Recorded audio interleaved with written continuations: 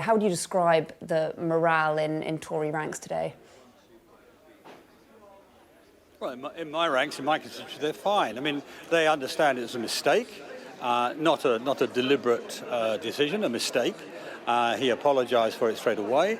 And as one of I don't know who you're speaking to, but one of the people you're talking to said, well, in fact, they both did. He's a very patriotic man. He's a very hard-working man. He's a prime minister in the middle of a general election. I can tell you what that's like. It's absolutely frenetic, going from one thing to another. And you don't always you don't typically look at your diary to see what the next thing is and the next thing. You don't manage that. Somebody else does it for you. So, it was a mistake, and that's that. And look, understand something else. I mean, I went, as you pointed in my reserve service, I went to the 65th anniversary because I thought, a lot of people would die after that. They're about 85 years old, most of them at that point, and so a large number will be there. And when I went initially, Gordon Brown wasn't going. He only went when Obama said he was going to go. So, and he was putting the international thing ahead of the veterans. I didn't criticise him for that. I didn't attack him. I didn't politicise it. That was just a fact of the matter. This is a mistake, and he's apologised properly, and that's the end of it. OK, well, Keir Starmer did find the time to go. I'm just going to read you a couple of messages from backbench Conservatives, and these are not necessarily your kind of usual rebels. One described the Prime Minister's behaviour as just wrong. Another says he's surrounded by idiots. I know that election campaigns, as you say, are frantic, but do you understand the strength of feeling, why people feel so strongly about this?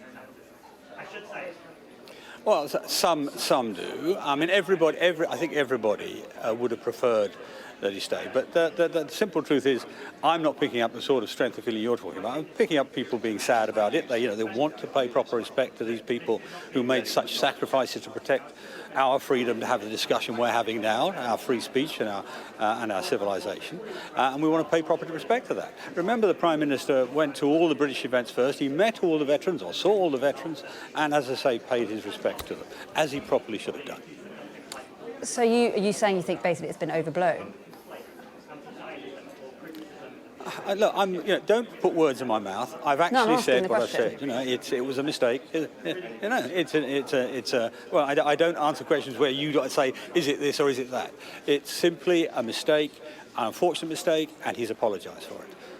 OK, I'm going to just quote from a 98-year-old veteran who said that Sunak let the country down today. Do you agree with that? No, I don't. I can understand people being raw and sore, as Johnny Mercer said earlier, but I'm afraid it was an error that he shouldn't have made, and that's that. But he apologised very, very quickly. I think he realised, as both of your colleagues there said, he's a patriot. He's hardworking. He really believes in respecting what these people have done for our country. The Americans call them the greatest generation. I think that's not a bad phrase to talk about them. They made many of their comrades made the ultimate sacrifice.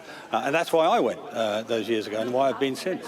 It's something that we should always respect, and I think the Prime Minister does respect that as much as anybody you've ever met. OK, when the Prime Minister was Chancellor, you once described him as someone that had no strategy. You said he's making the economy worse to deal with the cost of living crisis. You backed Penny Mordaunt against him to be the Prime Minister of this country. Do you think she'd be doing a better job right now? That issue's not in play. I mean, what's in play at the moment is what happens after this election. The people watching your programme will be thinking about what the future holds for them and how they should vote to deliver on that. And what we're offering is a stable economy. The growth forecasts are good. The inflation has come down. Cost of living coming back under control. I can remember a time when inflation getting above 10% was a disaster, which is very difficult to deal with. Even Margaret Thatcher's brilliant government couldn't get it down below 10%. He's got it from 11 down to 2 and a bit in a few months. That's a remarkable achievement against the Ukraine war going on.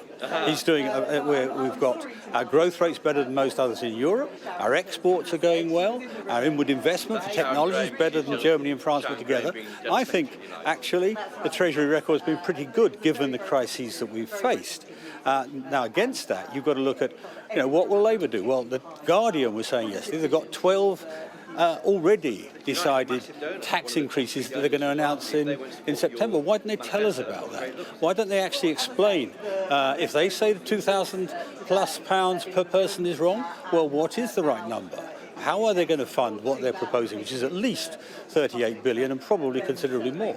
Those are the questions that we need to be dealing with. That's the issue that faces the people of this country. OK, David Davis, unfortunately that's all we've got time for, but thank you very much from the spin room there ahead of that 7-way debate.